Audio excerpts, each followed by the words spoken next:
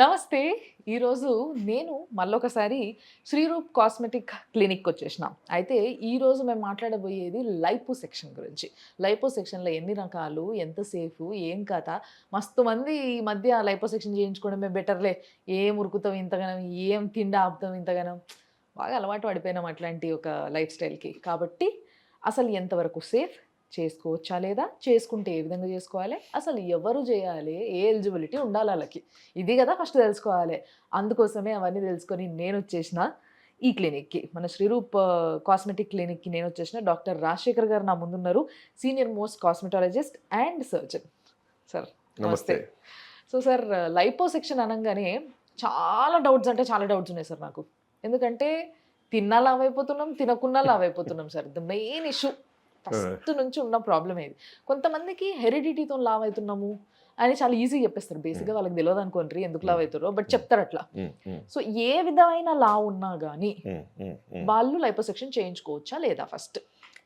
డెఫినెట్గా ఒకటి ఏంటంటే థైరాయిడ్ అన్కంట్రోల్గా ఉందనుకోండి, థైరాయిడ్ కంట్రోల్లోకి తెచ్చుకుని, ఓకే, అలాగే బాగా ఒబేసిటీస్ సంబంధించి ఫర్ ఎగ్జాంపుల్ అనీమియా బాగా తక్కువ ఉంది, అనీమియా ఉండి Blood తక్కువ ఉంది. బాగా హీమోగ్లోబిన్ తక్కువ ఉంది అనుకోండి, mix oedema due to anaemia అంటారు. ఓకే, అలాగే mix oedema due to hypothyroidism అంటారు. ఓకే, అలాంటివి ఉంటే ఫస్ట్ అవి కరెక్ట్ చేసుకున్న తర్వాత అప్పుడు కూడా ఎడిమా అలాగే ఉంటుంది, అది అలాగే లావుగా ఉంటున్నారు అంటే అది వేరే ఇష్యూ. ఇన్ జనరల్గా ఫ్యాట్ రకరకాల ఏరియాస్లో పేర్కొంటుంది. అలాగే మగపిల్లలు ఉన్నారు, ఫర్ ఎగ్జాంపుల్ గైనకోమాస్టియా చాలా ఎక్కువ అయిపోతుంది ఈ రోజుల్లో. అవును సార్. వాళ్ళకి అలా పెరగడం వలన చాలామందికి అనుమానం ఏంటంటే మేల్ హార్మోన్కైనా లింక్ ఉందా, దానివల్ల మగతనానికైనా ఇబ్బందా, లేదంటే ఫ్యూచర్లో పిల్లలు పుట్టడానికి ఏమైనా ఇబ్బందా, ఇటువంటివి అసలు ఏమి ఉండవు. మీ గైనకోమాస్టియా అంటే abnormal growth of normal fat tissue. Okay, నార్మల్గా ఉండే ఫ్యాట్ టిష్యూ కొంచెం గ్లాండ్యులర్ టిష్యూ మేల్లో కొంచెం ఎక్కువ పెరగడం.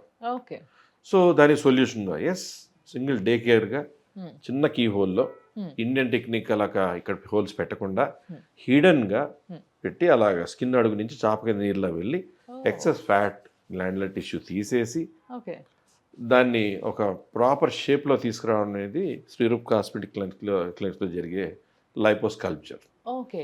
అసలు లైపో అంటే అంటే లైపో చేయించుకున్నాక వెయిట్ లాస్ అవుతామా లేదా అనేది కూడా ఒక డౌట్ సార్ బేసిక్గా.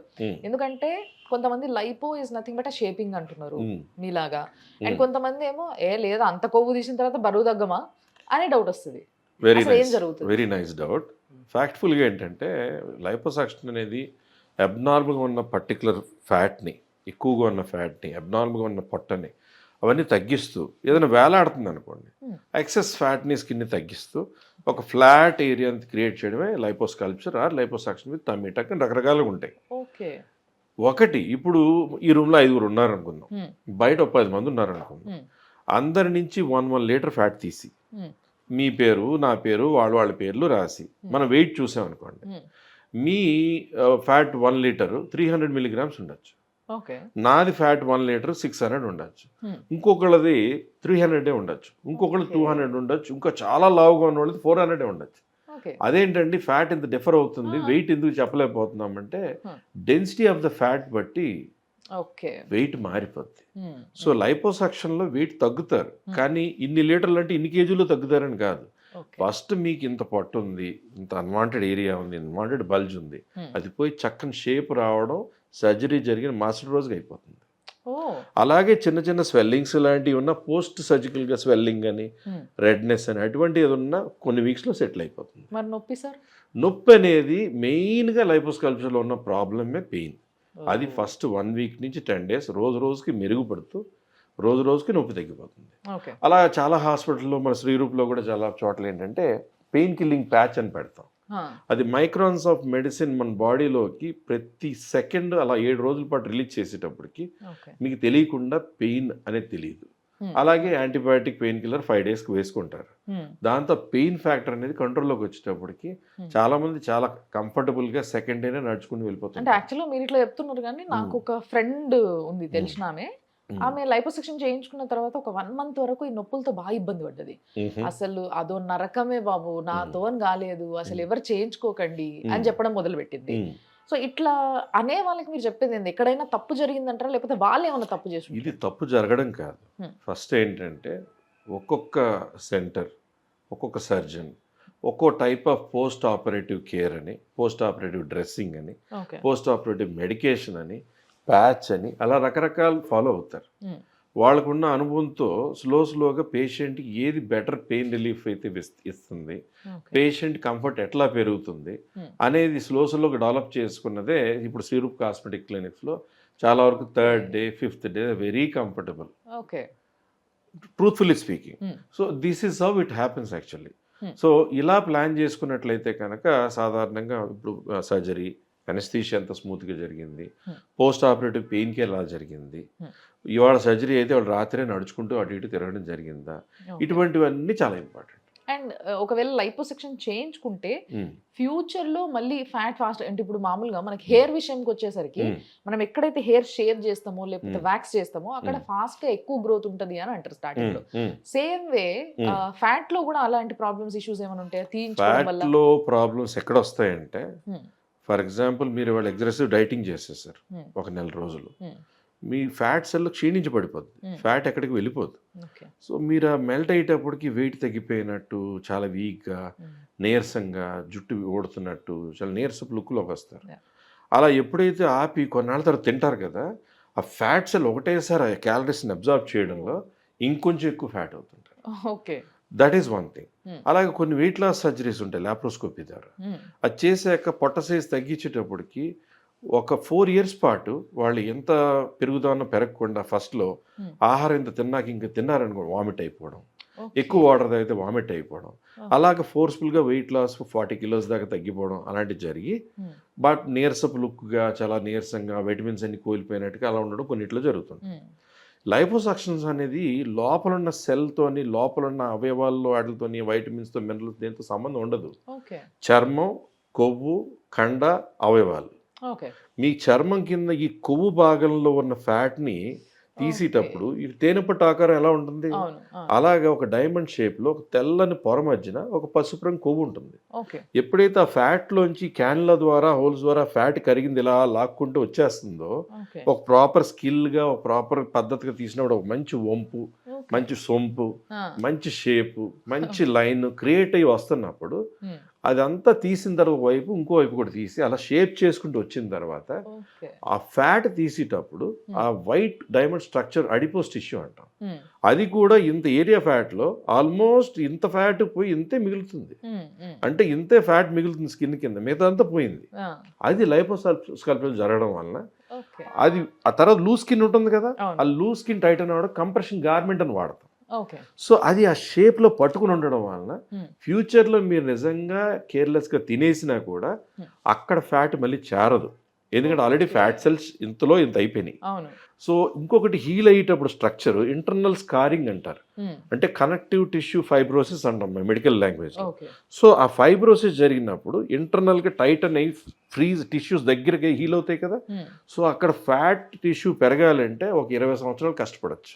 Oh, okay. ఒకవేళ కేర్లెస్గా మీరు తినేస్తున్నారు అనుకోండి, Ah. ఇప్పుడు డైటింగ్ చేశారు ఒక వారం రోజులు, 10 రోజులు, నెల, అమ్మ భలే తగ్గామరా, Hmm. ఆ సార్ మంచి డైటింగ్ ఇచ్చారు, భలే తగ్గిపోయావరా అనుకుంటాం. Hmm. కానీ తినగానే మళ్ళీ ఇంకా పెరిగిపోతారు. Hmm. బట్ ఇందులో ఏంటంటే మీరు మెయింటైన్ చేయకుండా తినేశారు అనుకోండి, Hmm. సర్జరీ చేసిన ఏరియా రాదు, ఓకే. సర్జరీ చేయని ఏరియాలో పెరగచ్చు. ఓకే. సాధారణంగా మినిమం ఇంత సర్జరీ, ఇంత పెయిన్స్, ఇంత ఖర్చు పెట్టుకున్న వాళ్ళు మినిమం మెయింటైన్ చేస్తారు. అవును. ప్లస్ వాళ్ళు 2.5 months దాకా కొత్త బట్టలు కొనద్దు అంటాం. అవును. ఎందుకు, సైజెస్ మెజర్మెంట్స్ చాలా మారిపోతుంటాయి. ఓకే. సో అలాంటి అలా రిజల్ట్స్ వస్తున్నప్పుడు సాధారణంగా I don't think people will eat or maintain చేయడం abuse their మొదలు body. అట్లీస్ట్ అప్పుడు. But Exactly. లైపోసెక్షన్ అనగానే సార్ Hmm. అందరికి ఫస్ట్ బ్రెయిన్ లో గుర్తుకొచ్చేది కొంతమంది హీరోలు, హీరోయిన్లు ఎవరికైతే ఎఫెక్ట్ అయిందో, చనిపోయినరో వాళ్ళు గుర్తుకొచ్చేస్తారు. Hmm. వాళ్ళు గుర్తుకు రాగానే ఫస్ట్ భయం పట్టుకుంటది మాకు, Mm. ఎందుకు మనకు అవసరం ఇంత రిస్క్ తీసుకోవడం అని. అసలు నిజంగా అక్కడ ఏం జరిగింది అనేది ఎవరికి తెలియదు. ఎగ్జాక్ట్లీ. ఇది మాత్రం అంటే ఏం True. జరిగిందో తెలియదు, కానీ ఎందువల్ల చనిపోయినో కూడా తెలియదు. అది మెయిన్. ఇక్కడ Exactly. ఆన్సర్ తెలియదు, రీజన్ తెలియదు, ఎగ్జాక్ట్లీ. చనిపోయారు. బయటికి మాత్రం లైపోసెక్షన్ చేయించుకుంది అనే మాట వినిపించింది. అవును. సో దీని వల్ల అంటే లైపోసెక్షన్ వల్ల మనిషి ప్రాణానికి హాని ఉందా అంటే ఏమంటారు? ఒకటండి, కొన్ని ఎంబాలిజమ్స్ అని నిజంగా స్కిన్ ఇలా ఉంది, ఇంత ఫ్యాట్ ఉంది, ఇవి అవయవాలు అనుకున్నాం. Hmm. ఇలా వెళ్ళి లైపోసక్షన్ చేశారనుకోండి, అక్కడెక్కడో మజిల్ పంచర్ అయ్యి అక్కడికి వెళ్ళి అవయవాల నుంచి అంటే అది వేరు. ఇప్పుడు నీ రీప్లేస్మెంట్ సర్జరీ ఉంది, ఇక్కడ సర్జరీ చేస్తూ సుత్తి పక్కన కొడితే పక్క బోన్ కూడా ఇరిగిపోతే ఏం చేస్తారండి?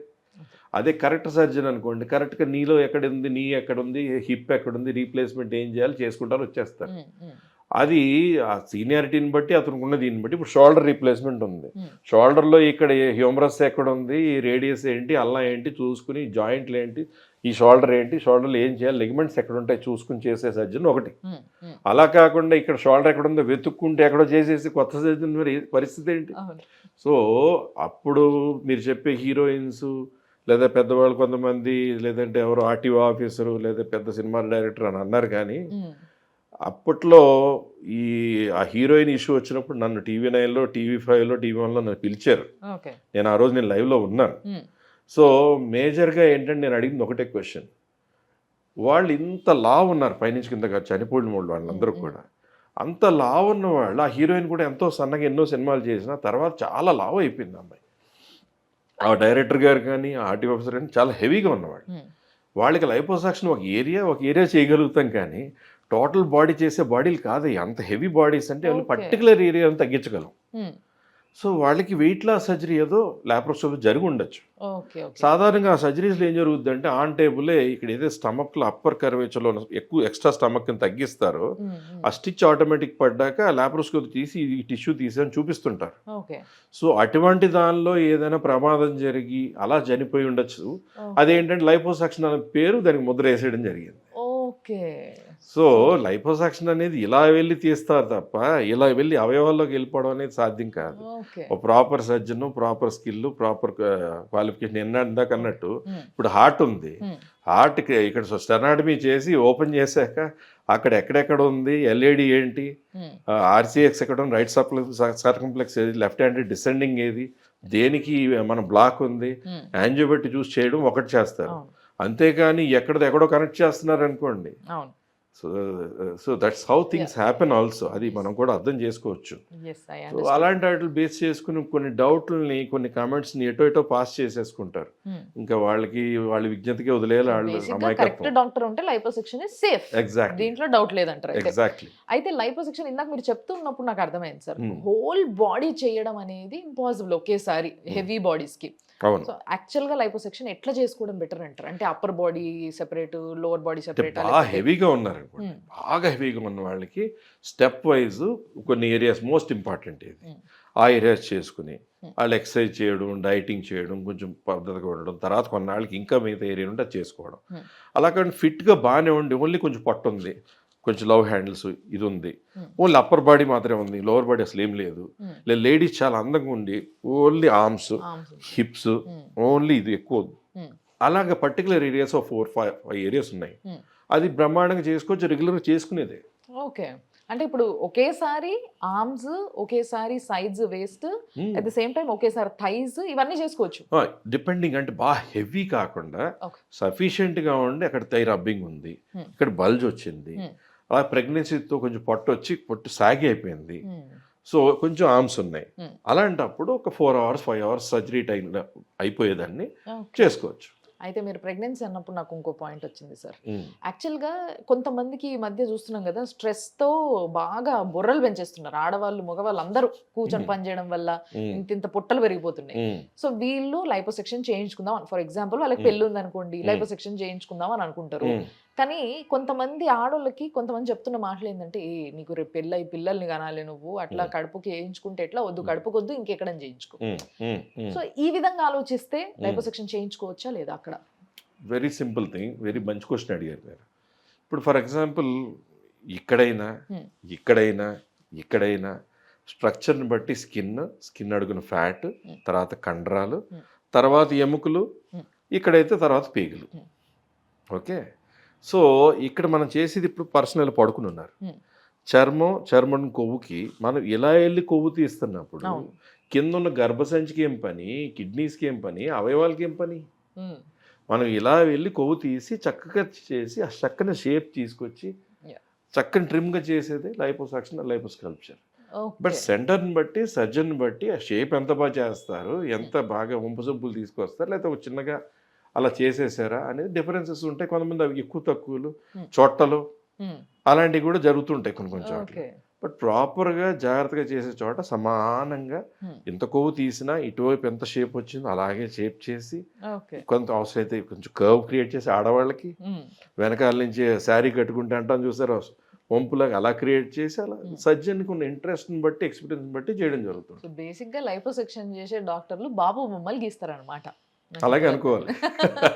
బట్ ఏదేమైనా మంచిగా చెప్పారు సార్, క్లియర్గా Yes. చాలా స్పష్టంగా చెప్పిండ్రు లైపోసెక్షన్ ఎంత సేఫ్ అనేది, చేయించుకోవచ్చా లేదా అనేది. ఏంటంటే ఒక పైసల గురించి ఆలోచించుకోవాలి, పైసలు వద్దు నేను సన్నగా కావాలి అనుకుంటే లైపోసెక్షన్ సేఫ్ అని చెప్తారు మీరు, అంతేనా sir? Of course. So very nice sir, very nice information మీరు ఇచ్చింది కూడా. అండ్ ఇట్లాంటి డౌట్స్ ఎన్నో వస్తూ ఉంటాయి మాకు, వచ్చినప్పుడు మళ్ళీ టక్కున ఉరికొస్తాం మేము అడిగేటందుకు మేము. అలాగే అప్పుడు తప్పనిసరిగా. వరకు ఉంటా సార్, మరి థ్యాంక్ యూ. Thank you.